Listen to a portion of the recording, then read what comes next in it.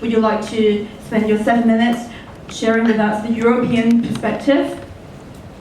Certainly, thank you very much indeed, and good morning. I'm very pleased to be here, and thank you for asking me first to speak. It's an honor, of course. I suppose it reflects something of a sense that is widespread, that the EU has been a leader in this process of multilateral climate talks all along.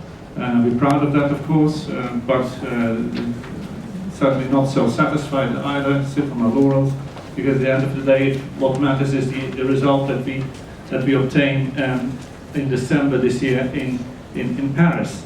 All in all, I think our sense about the Lima conference is fairly positive. Of course, there was a good spirit of engagement, slow to catch up, but in the end it was there. And there was also very much a higher sense of urgency among partners that something is needed now, that we can't, as international community, afford ourselves another semi-result at Paris later this year. So, what were the good things? I'll just highlight a few of them. And first of all, I think the agreement on the intended nationally determined contributions was a positive. Of course, the EU did not get everything it had wanted on this. We had preferred a definition of the INDCs that was more strict and focused exclusively on emissions cuts and not on adaptation. But of course, in the multilateral framework, you sometimes have to compromise, and what we have is on the table is quite good. Secondly, we are quite positive about the guidance that Lima has given, detailed guidance, even though it is voluntary, that will be applicable to all parties on the upfront information to describe their INDC. So that's very important, of course, for the comparability of commitments of partners and and it will make the aggregation of the commitments made possible. And the third thing, and that's about aggregation and assessing what has been committed. That's important that the UNFCCC Secretariat was given a mandate to make this aggregation and to analyze it and to make this public ahead of the December meeting, round about in November.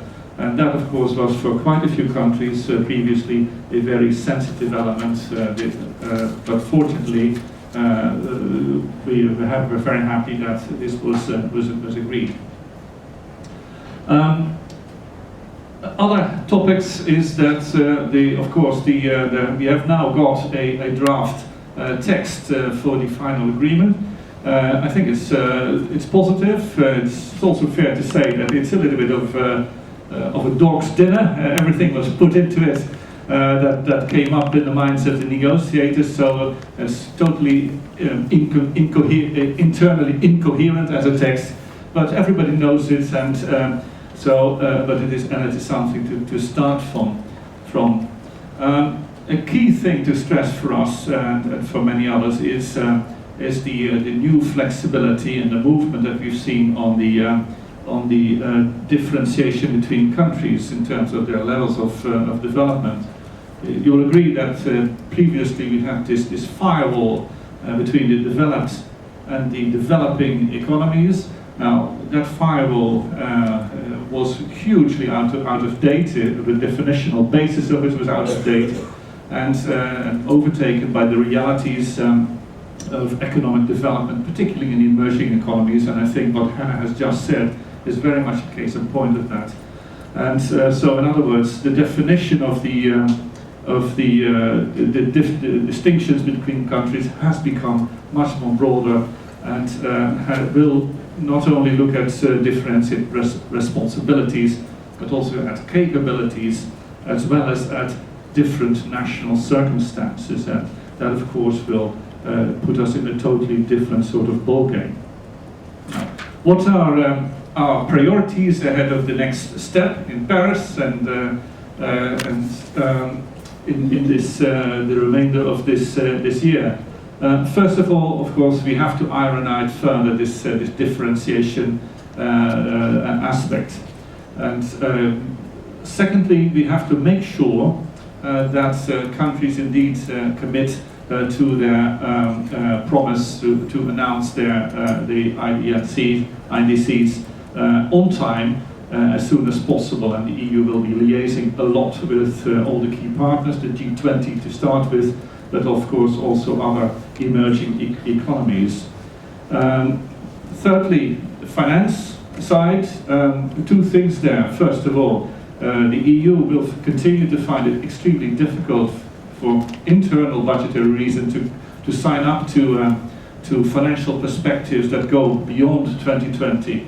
But the good news is, and I think that we have proven, and many others as well, that we will pay up the funds as we go along. And for instance, the Green Climate Fund, it's got now $10 billion in the bank, and almost 50% of it, 4.6 billion, was paid by the EU. And I totally expect that, given our commitment and to this topic and the conviction that this is something global that has to involve also the developing countries, that conviction, I hope, will be recognized also in the final outcome of the agreement.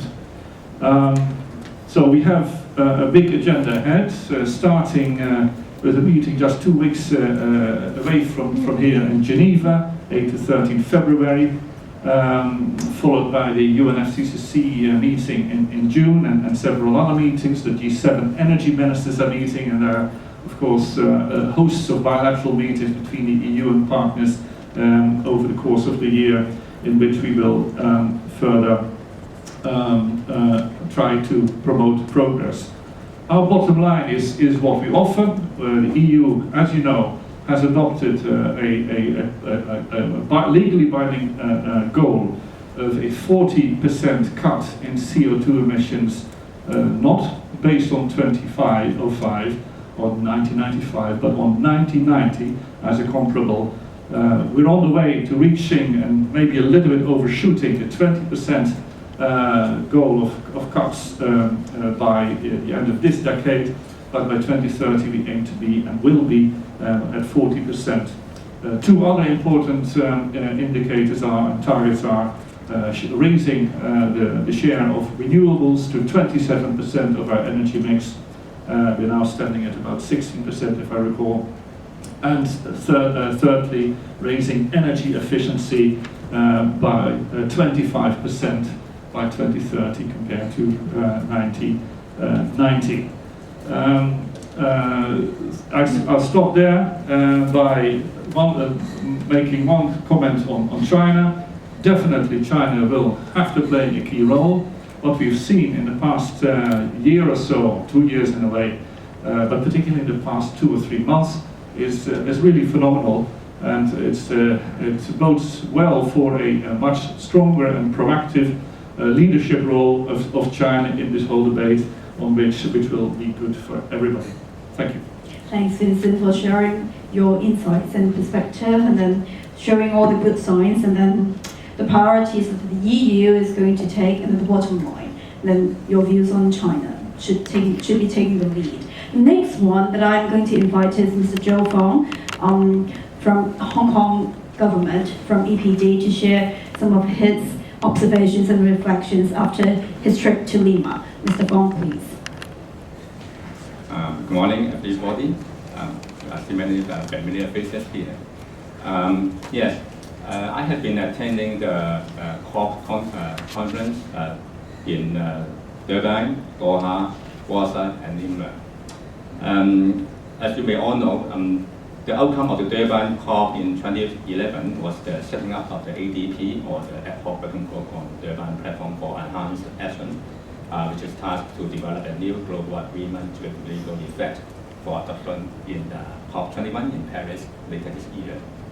And obviously, the focus of COP20 was the negotiation under the ADP and the issues of or the sticking points, as I can observe. And as usual, to resolve the issues between the developing and the developed nations. For example, for the new legal global agreement for implementation after 2020, developing nations wanted to link financial assistance with technology transfer and to include adaptation actions and information of the developed nations' financial contributions in the intended nationally determined contributions. It is obvious, as noted in COP20 in the previous conference, that adaptation has now been given more and more weight, and to have equal weight as mitigation in the new global agreement. And this is also the position that China has taken during the negotiations. In Hong Kong, although we have a wealth of measures which have already been implemented to enhance our climate resilience, we will need to conduct regular assessments on our overall adaptation preparedness, particularly in the 8 more vulnerable sectors as identified in the climate change consultancy study completed in 2010. These 8 more vulnerable sectors include biodiversity and nature conservation, built environment and infrastructure, business and industry, financial services, energy supply, food resources, water resources, and human health.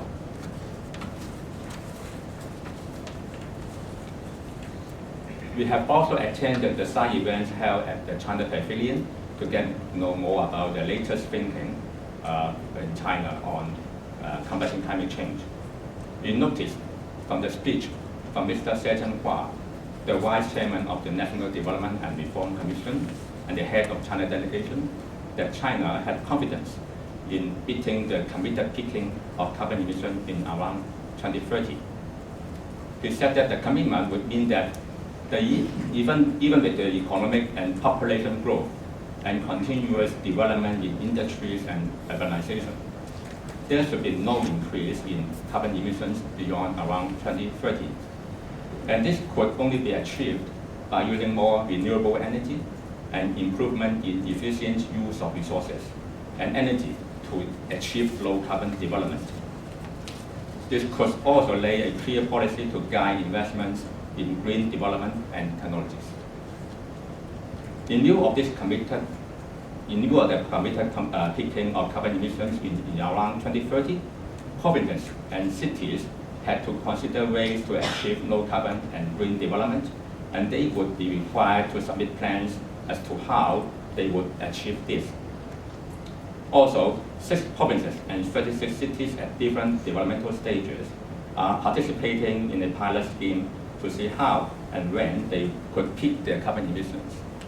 According to Mr. Se, a city had submitted a plan to peak their emission in 1 to 2 years, or by 2016, and some other will peak their emissions in 2019, 2025, and 2030 respectively. Also, as parties would announce their post-2020 INDCs in the first half of 2015, China would announce as early as possible their comprehensive policies, strategies, targets, and action plans in combating climate change in 2015 as well.